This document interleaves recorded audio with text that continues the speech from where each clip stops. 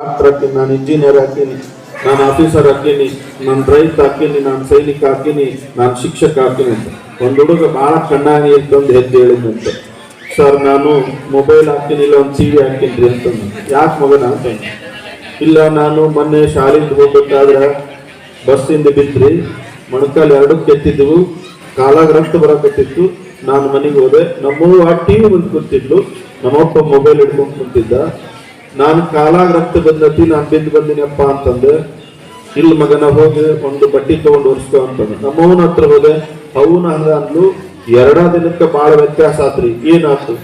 ಮನ್ಯಾಗ LED TV ಕೆಡ್ತ್ರಿ, ನಮ್ಮವ್ ಬಡ ಬಡ ಒತ್ಕೊಂಡು ಅಂಗಡಿಗೆ ಹೋದ್ಲು. ನಮ್ಮಪ್ಪನ ಮೊಬೈಲ್ ಸೆಟ್ ಕೆಡ್ತ್ರಿ, ಅವನ ಅಂಗಡಿ ತಗೊಂಡು ಹೋದ. ಮಗ ಬಿದ್ದು ಬಂದಿನಿ, ಎದ್ದು ಬಂದು ಹೊರಸ್ಲಿಲ್ಲ. ಅದಕ್ಕೆ ನಾನು ಅವತ್ತು ಡಿಸೈಡ್ ಮಾಡಿದೆ, ನಾನು ಶಾಲೆಗೆ ಹೋಗಿ ಮಂಡಿಗೆ ಎತ್ತಿಸ್ಕೊಂಡು ರಕ್ತ ಬಂದ್ರು ನಮ್ಮವ್ವ ನಮ್ಮಪ್ಪ ನಾನು ನೋಡ್ಲಿಲ್ಲ, ಅವ್ರು ಮೊಬೈಲ್ ನೋಡಿದ್ರು, ಟಿವಿ ನೋಡಿದ್ರು. ಅದಕ್ಕೆ ನಾನು ಅವತ್ತು ಡಿಸೈಡ್ ಮಾಡಿದ್ದೆ, ಏನಾದ್ರೂ ಆದ್ರೆ ಮೊಬೈಲ್ ಹಾಕಿನಿಲ್ಲ, ಒಂದು ಟಿವಿ ಹಾಕಿನಿ ಎಂದು ನಾನು ಡಾಕ್ಟರ್ ಆಗಂಗಿಲ್ಲ, ಇಂಜಿನಿಯರ್ ಆಗಂಗಿಲ್ಲ ಅನ್ನುವಂತ ಮಾತನ್ನು ಹೇಳಿದ್ದೀನಿ. ಅದಕ್ಕೆ ಜಗತ್ತಿನೊಳಗೆ ವೈರಿಗಳು ಯಾರು ಅಂತಂದ್ರೆ ಎಲ್ಲೋ ಬಂದು ಕುಡ್ಕೊಂಡು ಗುಡ್ಡ ಆರಿಸೋ ವೈರಿಗಳಲ್ಲ. ಬಹಳ ಸರಳವಾಗಿ ಒಂದು ಮಾತು ಹೇಳ್ತಾರೆ,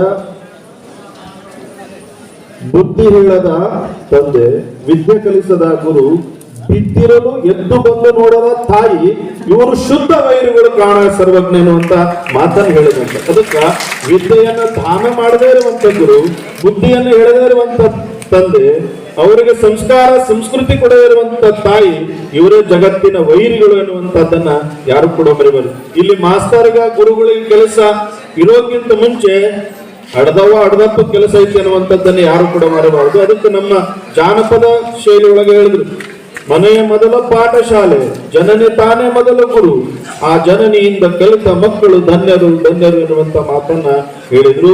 ಇವತ್ತು ಮಠಗಳು ಯಾಕೆ ಬೇಕು ಅಂತ ಕೇಳಿದ್ರೆ, ನಮ್ಮ ಸಂಸ್ಕಾರ ಸಂಸ್ಕೃತಿ ಪರಂಪರೆ ಧರ್ಮ ಇವೆಲ್ಲವುಗಳನ್ನು ಒಟ್ಟುಗೂಡಿಸ್ಲಿಕ್ಕೆ ಆ ಮಠ ಬೇಕಾಗಿದೆ. ಅಂತ ಒಂದು ಮಠ ಎಲ್ಲಿದೆ ಅಂತಂದ್ರೆ ಬಹುಶಃ ಅದು ಆರೋಗ್ಯರಿಯಲ್ಲಿ ನಿರ್ಮಾಣ ಆಗಿದೆ ಅನ್ನುವಂಥದ್ದು. ಸಮಾಜದೊಳಗ ಹುಟ್ಟಿದಾಗ ತೊಟ್ಟಿಲು ಕಟ್ಟುವರುಂಟು, ಮದುವೆಗೆ ಬಾಸಿಂಗ ಕಟ್ಟುವರುಂಟು, ಆಯುಷ್ಯ ತೀರಿ ಮರಣ ಹೊಂದಿದಾಗ ಚಟ್ಟ ಕಟ್ಟುವರುಂಟು, ಆರೋಗ್ಯರಿಯೊಳಗ ಮಠ ಕಟ್ಟುವಂತ ಭಕ್ತರು ಉಂಟು ಎನ್ನುವಂತ ಮಾತನ್ನ ಈ ಸಂದರ್ಭದಲ್ಲಿ ಹೇಳಬೇಕಾಗ್ತದೆ.